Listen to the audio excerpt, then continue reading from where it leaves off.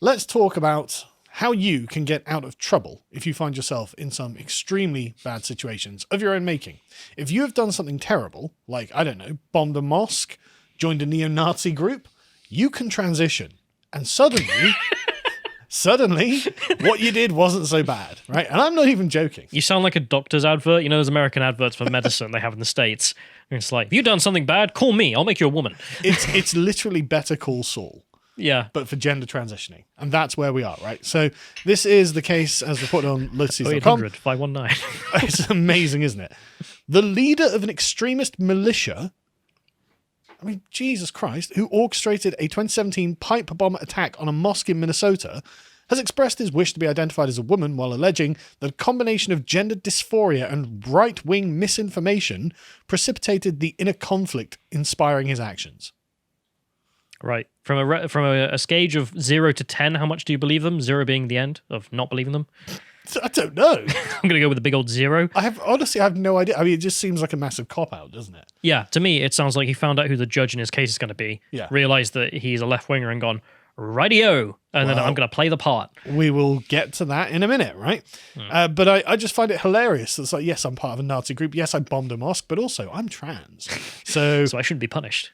That's the argument that we're going to get to, yeah. Well, to be fair, it's not without precedent in the UK. We'll get to it. So Michael Harry, the 50... I don't know if that's the name they're going by now, actually. 50-year-old leader of an Illinois-based White Rabbit militia requested that the judge legally acknowledge his transgender identity and new name of Emily Claire Harry.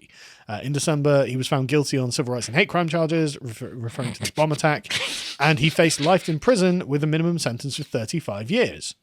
So, which prison do you want to go to, Callum? I just gotta get over the phrase transgender hate crimer.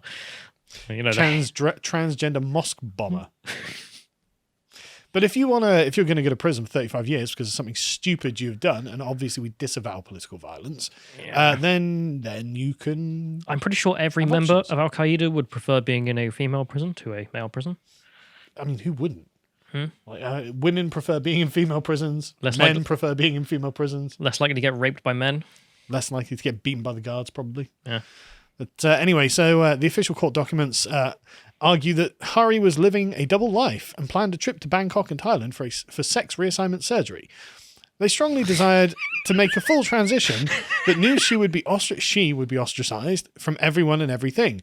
Thus, she formed a ragtag group of freedom fighters or militiamen and spoke of missions to Cuba and Venezuela. Hari secretly looked up sex change, transgender surgery, and post-op transgender on the internet. Hang on, are they alleging before he became an extremist, was like, I want to go to Thailand and hang out with the ladyboys.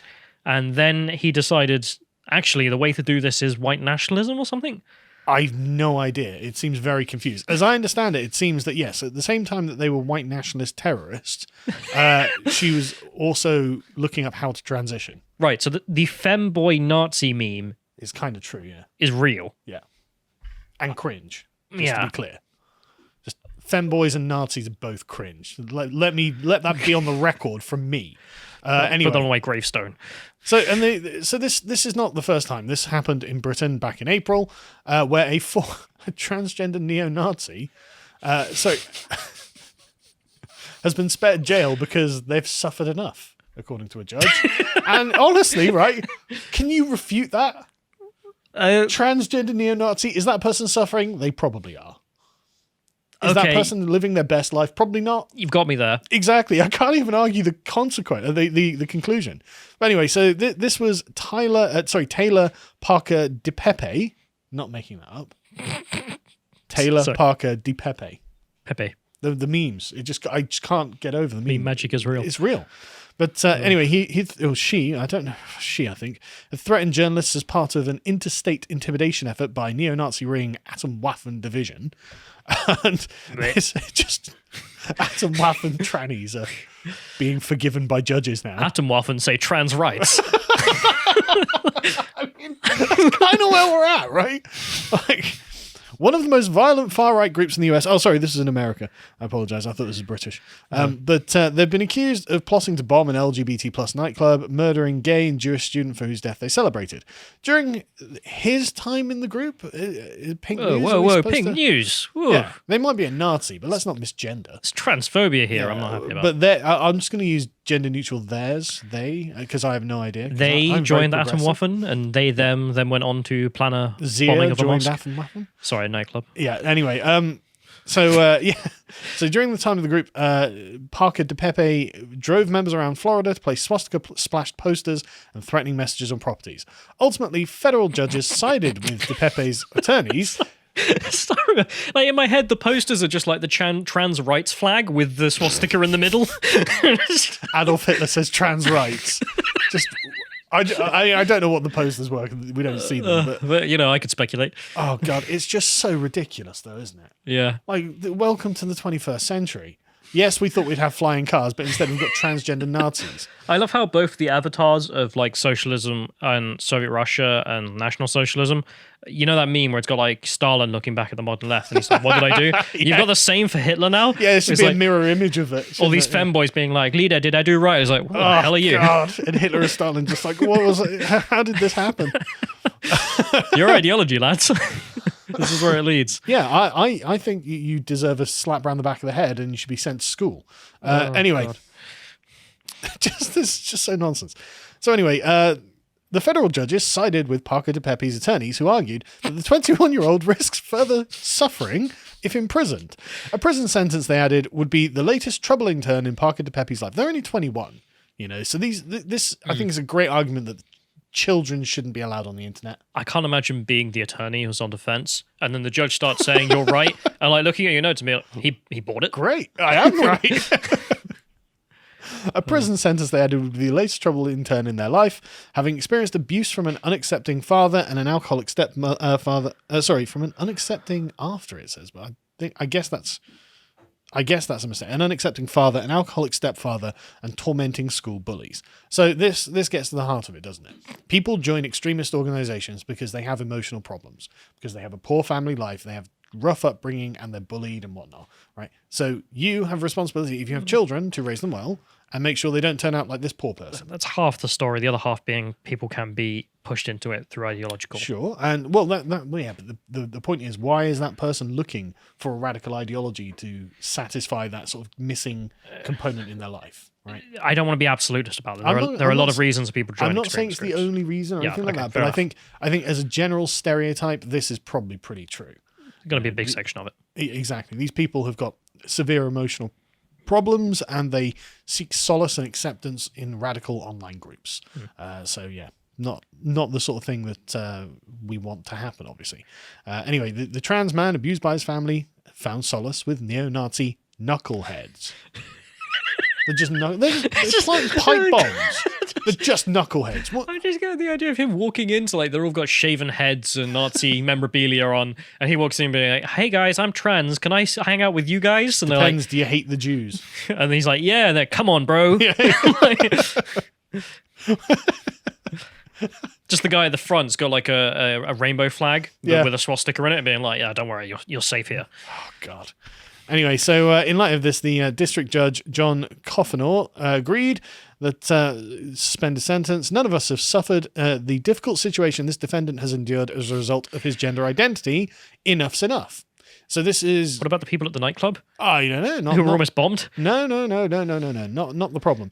The problem is the suffering of the transgender person in society. The bomber, yeah. And this was given generally favourable coverage by Pink News.